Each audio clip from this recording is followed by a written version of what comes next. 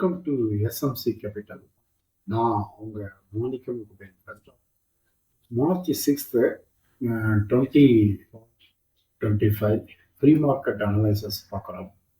முதலாவதாக நம்ம US market பார்க்குறோம். யூஎஸ் மார்க்கெட் எல்லாமே வந்து பார்த்தீங்கன்னா கம்ப்ளீட் புல்லிஷில் தான் இருக்கு. டவ் ஜோன்ஸ், S&P 500 இப்படி எல்லாமே வந்து சென்டிமெண்ட் ரியலைசேஷன்ல புல்லிஷ்ல இருக்கு. பட் லாங் டர்ம் சென்டிமெண்ட் வந்து பேரிஷ்ல இருக்கு. யூரோப்பியன் மார்க்கெட் பார்க்குறோம். யூரோப்பியன் மார்க்கெட்டும் நமக்கு புல்லிஷ் சென்டிமெண்ட்ல தான் இருக்கு. ஃபாலோட் பை நிஃப்டி வந்து இன்னைக்கு ஒரு பாசிட்டிவ் கேப் அப் ஓப்பனிங்கான வாய்ப்பை வந்து நம்மளால பார்க்க முடியுது. அதே மாதிரி ஏசியன் மார்க்கெட்ஸ் எல்லாமே கிரீன்ல தான் ட்ரேட் ஆகிட்டு இருக்கு. அப்புறமா வந்து பார்த்தோம்னா பிரெண்ட் குரூட் ஆயில் அப்புறம் கோல்டு இதுவும் வந்து பார்த்தோம்னா கிரீன்ல தான் ட்ரேட் ஆகுது. அப்புறம் யூஎஸ்டி ஐஎன்ஆர் வந்து ருபீஸ் வந்து கொஞ்சம் அப்ரிஷியேட் ஆகிருக்கு.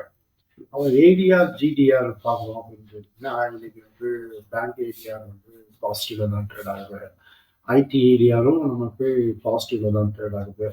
ஸோ இன்னைக்கு குளோபல் வியூவை பொறுத்த வரைக்கும் கம்ப்ளீட் வந்து பாசிட்டிவ் சிக்னலை தான் நமக்கு காட்டுறது. இது மார்க்கெட்ல இந்தியன் மார்க்கெட்ல எப்படி ரிஃப்ளெக்ட் ஆக போகுது அப்படிங்கிறத நாம மார்க்கெட் ஓப்பனிங்ல தான் நம்ம அதை பார்க்கணும்.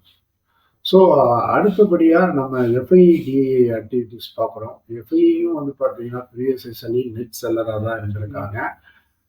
டிஏ வந்து பார்த்தீங்கன்னா நெட் பையராக வந்திருக்காங்க. கிட்டத்தட்ட ஒரு 1300 crores வந்து பை நடந்திருக்கு. ஸோ அடுத்தது வந்து நம்ம நிஃப்டி 50 டே சார்ட்ஸ் பார்க்கணும். நிஃப்டி 50 வந்து லாஸ்ட் ஒரு 9 செஷனாக ஃபாலோ ஆகிட்டு இருந்தது. இன்னைக்கு ஒரு 1% ரெக்கவரி ஆகி டெய்லி சார்ட் டைம் ஃப்ரேமில் வந்து பார்த்தோம்னா ஒரு லாங் புல்லிஷ் கேண்டல்ஸ்டிக் ப்ரீவியஸ் செஷனை வந்து பிரேக் பண்ணுற மாதிரி ஹையர் லோ ஃபார்மேஷனில் ஒரு பாசிட்டிவ் கேண்டல்ஸ்டிக் பேட்டர்ன் ஃபார்ம் ஆகிருக்கு.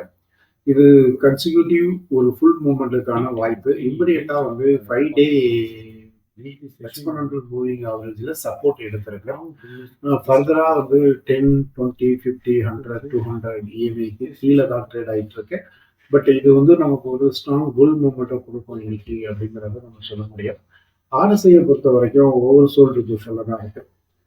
ஒலிஞ்சர் பாண்ட் வந்து பார்த்தோம்னா லோயர் பாண்ட்ல கொஞ்சம் அப் ஆகி ட்ரேட் ஆகி பாசிட்டிவ்ல இருக்கு. அப்போ டெக்னிக்கலி நிஃப்டி 50 பாசிட்டிவ்ல தான் இருக்கு.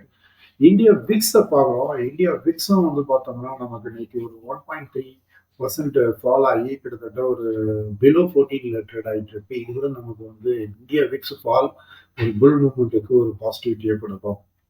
ஸோ ஓவரால் கன்க்ளூஷன் அப்படின்னு பார்த்தோம்னா இன்னைக்கு மார்க்கெட் எப்படி இருக்கும் அப்படின்னு பார்த்தோம்னா குளோபல் கியூ ரொம்ப பாசிட்டிவ்ல இருக்கு.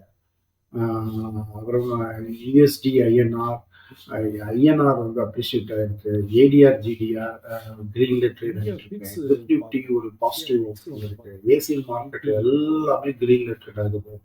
ஸோ இப்படி நிறைய பாசிட்டிவான விஷயங்கள் இருக்கு. டெக்னிக்கலி நிஃப்டி 50யும் பாசிட்டிவ்ல ட்ரேட் ஆகிட்டு இருக்கு. ஸோ இது எல்லாமே மார்க்கெட்ல இன்னைக்கு ரிஃப்ளெக்ட் ஆனிச்சுன்னா இன்னைக்கு மார்க்கெட் வந்து புல் நோக்கி தான் போகும். புல்ல போச்சு அப்படின்னு கேட்டீங்கன்னா நியர்லி ஒரு நிஃப்டி 50 ஒரு 1% சேஞ்சஸ் ஆகிறதுக்கும் பேங்க் நிஃப்டி ஒரு நியர்லி 0.5 to 0.8% சேஞ்சஸ் ஆகிறதுக்கும் வாய்ப்பு இருக்கு. நான் அவங்க மாணிக்கம் குபேந்திரன். இந்த வீடியோ பிடிச்சிருந்தா லைக் பண்ணுங்க, ஷேர் பண்ணுங்க, மறக்காம சப்ஸ்கிரைப் பண்ணுங்க. தேங்க்யூ.